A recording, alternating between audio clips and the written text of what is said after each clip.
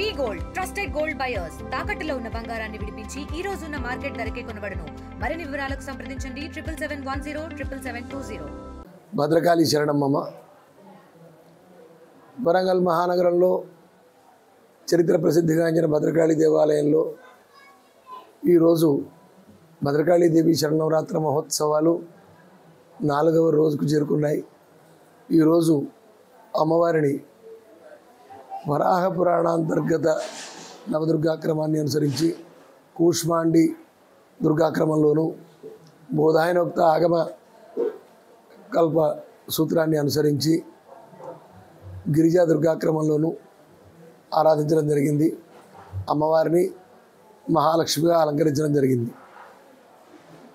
అయితే శరత్కాలంలో అమ్మవారిని పూజించడం వల్ల సమస్తమైన బాధలు తొలగిపోతాయి, సకల ఐశ్వర్యాలు కలుగుతాయి.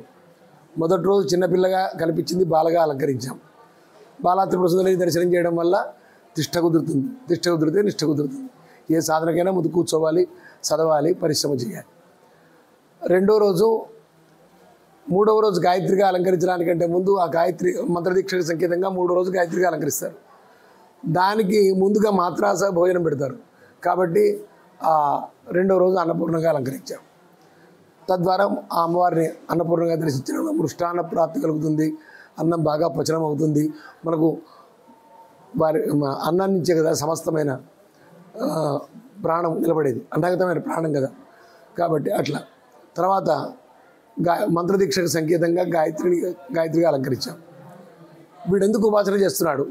ధనమా దైవమా అంటే ఉపాసన మొదలుపెట్టగానే అమ్మవారు ఏం చేస్తుందంటే బాగా ఐశ్వర్యాన్ని ఇచ్చేస్తుంది. కాబట్టి మహాలక్ష్మిగా అలంకరించాయి.